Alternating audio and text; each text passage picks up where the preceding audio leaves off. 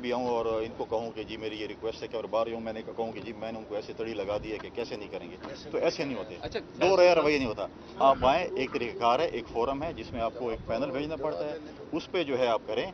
लेकिन ये जो है डी चौक पे और जो है रोडों पे और ऐसी जगहों पे ऐसे चीफ सेक्रेटरी, मैं पहले कह जो है कि आप अगर थोड़े 2-4 दिन निकालें, अपने सेक्रेटरियों से ब्रीफिंग ले लें, अगर कुछ किताब पढ़ सकते हैं वो किताब पढ़ लें कि क्या आइन है, क्या कानून, उसके बाद जो है वो बात करें। मैं कहता हूँ कि हमारे सूबे में जो रॉयल्टीज़ के हैं, अच्छी बात है, बात करें।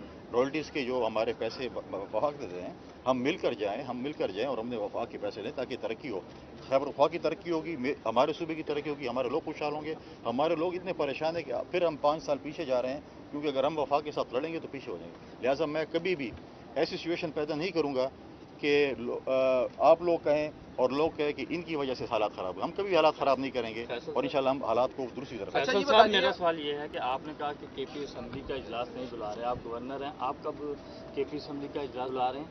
दूसरा, जो उन्होंने इस्लामाबाद पर कब्जे की बात की है, तो आप बहैसियत गवर्नर उनका कब्जा कैसे रोकेंगे?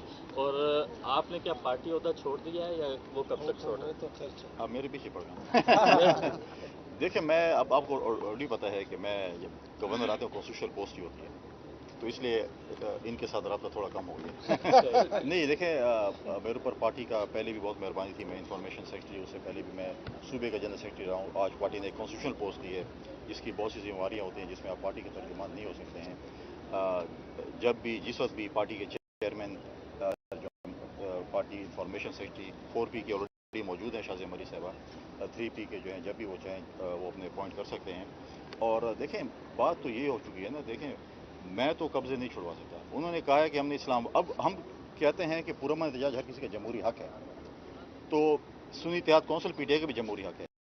जब उनके सूबाई सदर और वज़ीर आला कहें कि नहीं मैंने जेल ब्रेक करनी है, तो जेल ब्रेक करने की जो आइन और कानून में सज़ा है वो होनी चाहिए। फिर आप कहते हैं हम पुरअमन एहतजाज कर रहे हैं लेकिन हमें आने दें। अब जब आप कह रहे हैं कि मेरे ये अज़ाइम हैं, तो इस्लामाबाद पुलिस और पंजाब पुलिस आपको कैसे छोड़ेगी आपके अज़ाइम पूरे करने के लिए? माजी में भी वो आए थे और आपने फिर इस्लामाबाद हाईवे पे दौड़ते हुए भी देखा।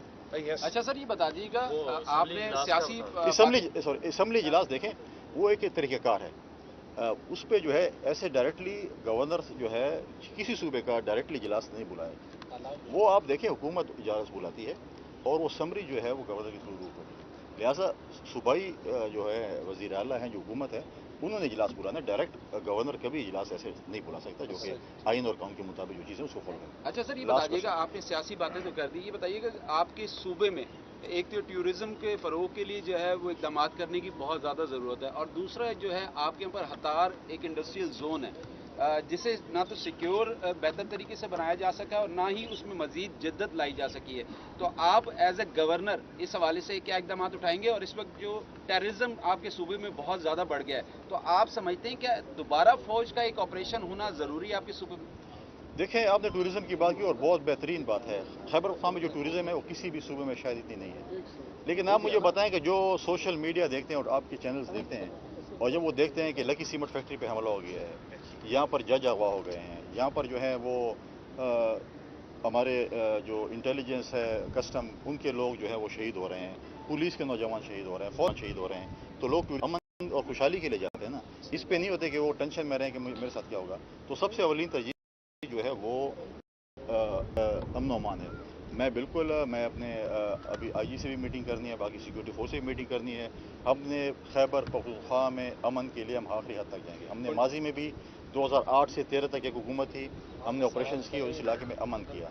लेकिन जब ये जमात वापस आई, इन्होंने इन लोगों को आबाद किया जिन्होंने कहा कि ये पुरअमन लोग होंगे, हथियार नहीं उठाएंगे, मिलिटेंट्स। आज उन्हें हथियार उठाएं। लिहाजा हमें नेशनल एक्शन प्लान पे जो है वो अमल दरामद करना चाहिए। नेशनल एक्शन प्लान में अगर कोई अमेंडमेंट हुकूमत समझती कि हो सकते हैं, वो करना चाहिए। और हमें जो है, हम किसी सूरत में भी, चाहे वो खैबर पख्तूनख्वा में है, चाहे वो बलूचिस्तान में है, जो पाकिस्तान का आइन, पाकिस्तान का कानून नहीं मानता, उसके साथ कोई डायलॉग नहीं। पंडित साहब, 9 मई का एक वाकया हुआ था, बतौर गवर्नर आप KPK में इस हवाले से क्या रोल अदा करेंगे? दूसरा ये कि कल सुप्रीम कोर्ट ने एक बड़े अहम ऑब्जर्वेशन दिए हैं, खुसूसन जो अरकान जिनको सुन्नी इत्तेहाद काउंसिल के हवाले से उनको कानून साजी के हवाले से भी रोक दिया है, तो उस हवाले से क्या कहेंगे? देखिए, सुप्रीम कोर्ट का भी डिटेल डिसीजन नहीं है, उसको देख के ही उसके ऊपर बातचीत हो सकती है कि क्या चीज़ है या क्या नहीं है। और जो है दूसरी बात है कि 9 मई 9 मई पाकिस्तान की तारीख है बड़ा सियाद और दोबारा एक 9 मई आ रहा है। जब जैसे जैसे 9 मई नज़दीक आ रहा था और आपने देखा कि पीटीआई के लोगों में वही मैं क्या कहूँ जज्बात दोबारा उठ रहे थे और उस किस्म के जो है वो बातें करने शुरू कर दिए थे 9 मई वाले जैसे पहले उन्होंने किए थे। तो लिहाजा 9 मई में जो भी मुलविस हैं अभी जो पीटीआई कहते हैं कि हमारे कुछ लोग जो हैं वो उनके साथ ज़्यादती हो रही है, मैं समझता हूँ कि जो मुलविस नहीं है वो नहीं है। हर उसमें अगर जो लोग गलत हैं जो लोग